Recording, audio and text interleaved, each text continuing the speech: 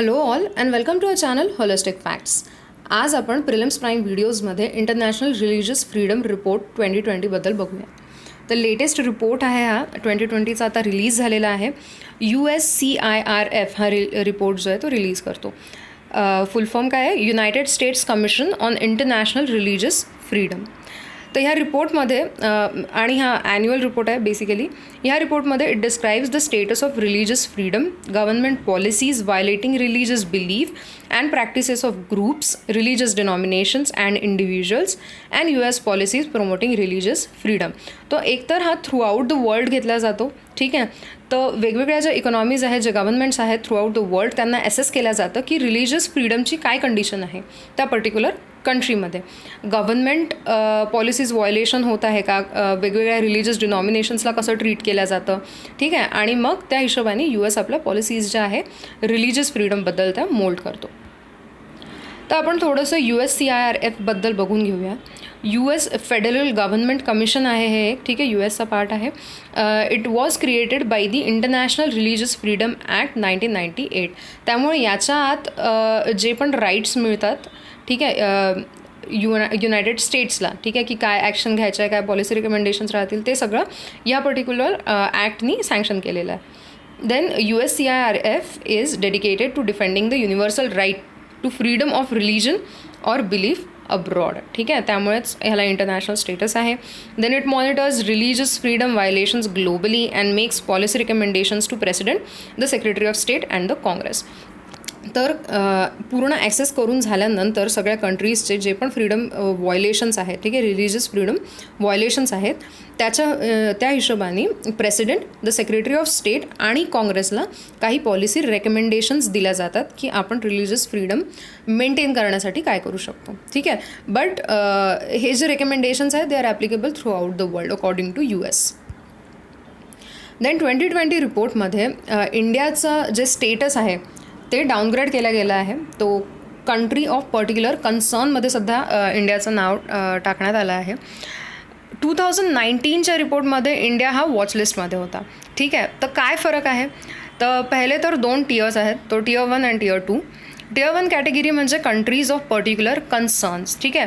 आणि टियर 2 म्हणजे states under watchlist. Countries of particular कन्सर्न्समध्ये अशा कंट्रीजला टाकण्यात येतात ज्यांच्या गव्हर्नमेंटनी डेलिबरेट ॲक्शन्स घेतले आहेत, ज्याच्यामुळे फ्रीडम जे आहे रिलिजियस फ्रीडम ते कर्ब झालं आहे. ठीक आहे. रिलिजियस फ्रीडमवरती गदा आली आहे. लोक आपल्या हिशोबाने आपलं रिलिजन फॉलो करू शकत नाही आहे किंवा कम्युनल व्हायलन्स झाला आहे. ठीक आहे. तर जेव्हा कंट्री कोणती डेलिबरेट ॲक्शन घेत आहे. आणि टियर 2मध्ये वॉचलिस्टमध्ये म्हणजे कुठल्या कंट्रीज टाकण्यात येतात की गव्हर्नमेंट स्वतः कम्युनल नाही आहे, सो कॉल्ड. गव्हर्नमेंट फक्त टॉलरेट करते ज्या पण कंडिशन्स आहेत कंट्रीमध्ये. ठीक आहे. जर रिलिजियस व्हायलन्स आहे किंवा मायनॉरिटी रिलिजियस फ्रीडमवरती गदा येते आहे, तर गव्हर्नमेंट या सगळ्या गोष्टी टॉलरेट करते. त्या कंट्रीज येतात टियर 2मध्ये. ठीक आहे. तर टियर 1मध्ये सिव्हिअर रिप्रेशन पण लागतात, मग सिव्हिअर सँक्शन्स लागतात जर तुमची कंट्री त्या कॅटेगरीमध्ये आहे, आणि टियर 2मध्ये थोडे कमी लागतात. ठीक आहे. तर इंडियाला सध्या कंट्री ऑफ पर्टिक्युलर कन्सर्नमध्ये टाकण्यात आला आहे, म्हणजे डाऊनग्रेड करण्यात आला आहे. तर for countries designated as CPCs, IRFA जो ॲक्ट आपण बघितला, it provides the secretary of state with a range of flexible and specific policy options, ज्यांना प्रेसिडेन्शियल ॲक्शन्ससुद्धा म्हणतात. तर वेगवेगळ्या पॉलिसी ॲक्शन्स येतात ज्यांच्या हिशोबाने ते सँक्शन्स किंवा वेवर ॲक्शन्स वगैरे लावू शकतात. ठीक आहे. तर म्हणजे USला जर कुठे वाटत असेल की कुठल्या पर्टिक्युलर कंट्रीमध्ये रिलिजियस फ्रीडममध्ये काही प्रॉब्लेम आहे, तर इट विल डिसाईड की काही सँक्शन्स लावता येईल का, काही पॉलिसी कर्ब्स करता येईल का. ठीक आहे. तर फॉलोइंग 14 कंट्रीज आहेत ज्या CPCsमध्ये इंडियासोबत टाकण्यात आलेल्या आहे, म्हणजे इन्क्लुडिंग इंडिया 14 कंट्रीज आहे यावर्षी. Burma, China, Eritrea, India, Iran, Nigeria, North Korea, Pakistan, Russia, Saudi Arabia, Syria, Tajikistan, Turkmenistan आणि व्हिएतनाम.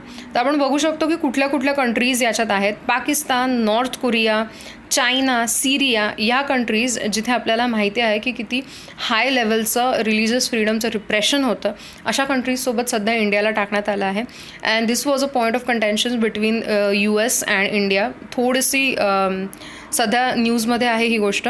ठीक आहे. कारण की इंडियाचा टेक याच्यावर बिलकुल ऑपोजिट आहे. ते पण आपण बघूया. त्याच्यानंतर खाली स्पेशल वॉच लिस्ट दिली आहे, त्यात 15 कंट्रीज ॲड केलेल्या आहेत. तुम्ही पॉज करून बघू शकता. Then why did USCIRF characterise India as a CPC. आपल्याला CPC स्टेटसवरती डाऊनग्रेड सध्या का करण्यात आला आहे, तर मागच्या 1 वर्षामध्ये जे पण वेगवेगळे इन्सिडेंसेस झाले आहेत ज्याच्यामुळे आपण एक शार्प डाऊनटर्न घेतला आहे रिलिजियस फ्रीडमबद्दल according to this US report. ते इन्सिडेंसेस असे आहेत: the citizenship amendment act, proposed national register for citizens, anti-conversion laws, situation of Jammu and Kashmir, incidents of cow vigilantism and other types of mob violence. म्हणजे जे mob leaching वगैरे सध्या आपल्या इकडे होत होतं. आणि याच्यात अजून एक मेन्शन केलेलं आहे की आपले लॉ मेकर्सनी रिलिजियस फ्रीडमचं जेव्हा गोष्ट येते त्यामध्ये आपल्याला फेल केलेलं आहे. कसं काय, तर जेव्हा पण आपल्या इकडे मॉब लिंचिंगची कुठला इन्सिडन्स होतो, ठीक आहे, काव विजिलंटिझमचा इन्सिडन्स होतो किंवा वर दिलेले कुठल्याही इन्सिडन्सेसमुळे व्हायलन्स होतो आहे, तेव्हा आपल्या लॉ मेकर्सनी काही ॲक्टिव्ह ॲक्शन घेतली नाही. ठीक आहे. आणि ह्या ॲक्ट्समुळे सम वॉट इनडायरेक्टली त्यांनीच हे व्हायलन्स जे आहेत ते इंड्यूस पण केले आहेत आणि त्याच्यावर नंतर काही ॲक्शन घेतली नाही according to this particular report. ठीक आहे. त्याच्यानंतर the report also takes note of Babri Masjid decision bye supreme court. आता जे निर्मोही अखाडा, सुन्नी वक्फ बोर्ड आणि यांच्यामध्ये राम मंदिरबद्दल जे डिस्प्यूट होतं, ठीक आहे, त्यामुळे ते लँड जे डिवाईड केलेलं आहे तो टेक. त्याच्यानंतर challenges to the 2018 reversal of a ban on some women entering Sabarimala temple. तर आपल्याला माहिती आहे सुप्रीम कोर्टमध्ये पहिल्यांदा जेव्हा ही केस गेली होती साबरीमाला टेम्पलची, it was a public interest litigation आणि तेव्हा सुप्रीम कोर्टने म्हटलं होतं की women can enter the temple. Menstruating एजमध्ये असणाऱ्या विमेनला पहिले अलाउड नव्हतं इथे एंटर करणं या टेम्पलमध्ये. पण त्याच्यानंतर खूप सारे प्रोटेस्ट झाले आणि मग सुप्रीम कोर्टने ॲक्च्युली हे डिसाईड केलं की आपण ह्या एका सब्जेक्टवरतीच फक्त हायर बेंच न बसवता आपण अजून काही, त्यांनी 6 ते 7 प्रश्न जे आहेत ते उचलले होते, ठीक आहे, जे रिलिजियस फ्रीडमशीच रिलेटेड आहे. आपण सगळ्यांचा एक कॉम्प्रिहेन्सिव्ह व्ह्यू घेऊन त्यांच्यासाठी त्यांनी एक लार्जर बेंच बसवला होता आणि म्हणून जोपर्यंत त्या बेंचचा रिझल्ट येत नाही तोपर्यंत त्यांनी हे जे पर्टिक्युलर त्यांचा रिझल्ट होता की आपण बॅन नाही करणार विमेनला एंट्री, तो त्यांनी रिव्हर्स केला होता. आता आपल्याला माहिती आहे की का बरं तेव्हा त्या तत्पुरता रिव्हर्स केलेला होता त्यांना, पण आता या रिपोर्टमध्ये त्याला मेन्शन करून त्याला एक कर्ब ऑन रिलिजियस फ्रीडम म्हटलं गेलं आहे. त्याच्यानंतर the report outlines the US's engagement with India on these issues. ठीक आहे. तर ट्रम्प ॲडमिनिस्ट्रेशनला रेकमेंड करण्यात आलं आहे की it should impose targeted sanctions on Indian government agencies and official responsible for severe violations of religious freedoms. ठीक आहे. तर हेच म्हणण्यात आलं आहे की जे रिस्पॉन्सिबल असतील for violations of these religious freedoms त्यांच्यावरती ॲक्शन्स घेतली पाहिजे, वेगवेगळे सँक्शन्स लावण्यात आले पाहिजे. ठीक आहे. असंही म्हणण्यात आलं आहे की जर जे कुठले पॉलिटिशियन्स किंवा लॉ मेकर्स इन्व्हॉल्ड असतील किंवा अजून कोणी इन्व्हॉल्ड असतील, ठीक आहे, इंडिव्हिज्युअल्स इन्व्हॉल्ड असतील, तर त्यांच्यावर ॲक्शन घेऊन त्यांचे ॲसेट्स वगैरे फ्रीज केले पाहिजे. ठीक आहे. सो दॅट रिलिजियस फ्रीडम जे आहे ते आपण मेंटेन करू शकू.